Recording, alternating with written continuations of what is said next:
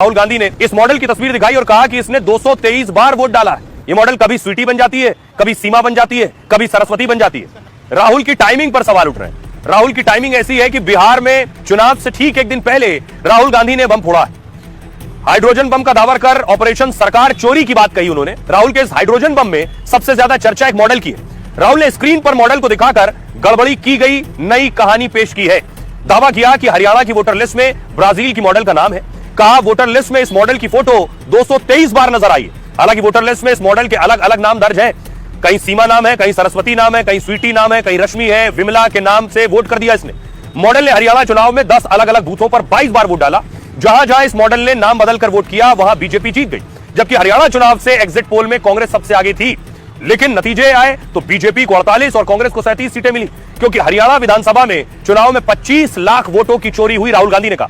बिहार में भी इसी तरह वोटों की चोरी को दोहराया जा रहा है।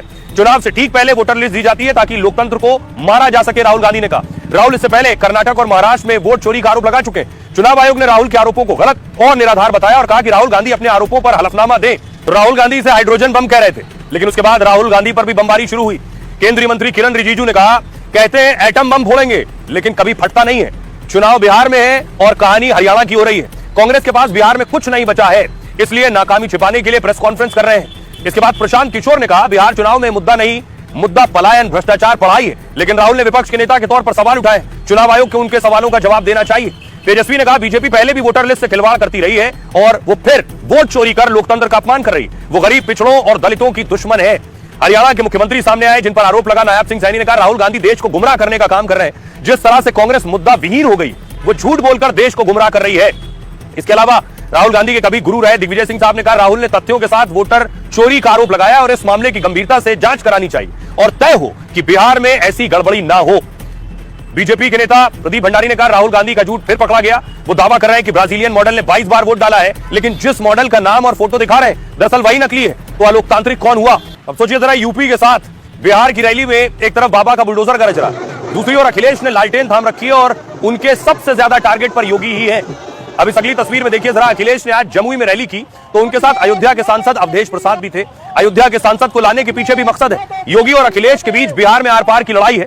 क्या हो रहा है देखिए। गया और वजीरगंज की रैली में बुलडोजर से योगी आदित्यनाथ का स्वागत हुआ। योगी ने रैली में खड़े 7 बुलडोजर दिखाते हुए हुंकार भरी कि देख लीजिए, यही आपके बिहार में भी चलने वाला है।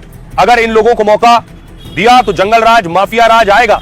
यूपी में आरजेडी कांग्रेस की पार्टनर है सपा और उनका एक शागिर्द। सपा के समय एक माफिया ने 4 किलेनुमा बंगले बना लिए और ये हमने पूछा किसके घर है, लोगों ने एक माफिया का नाम बताया। हमने वहां बुलडोजर चलाया और गरीबों का घर बनवा दिया है। जातीय सेना खड़ी कर ये लोग बिहार को भी कास्ट में डाल रहे हैं। इसके पलट अखिलेश यादव ने पलटवार किया। यूपी के सीएम योगी होकर भी पूरी तरह झूठ बोलते हैं। वो किस मुंह से बिहार में जनसभाएं कर रहे हैं, जबकि यूपी में ही न किसानों को खाद दे पा रहे हैं और ना ही वो युवाओं को रोजगार दे पा रहे हैं। आप लोग बिहार से बीजेपी को भगाइए, यूपी से बीजेपी को भगाने का काम हम करेंगे। जिससे प्रदेश बदला है, भेष बदला है, वो अब बदल दिए जाएंगे और दोबारा फिर कभी नहीं आएंगे।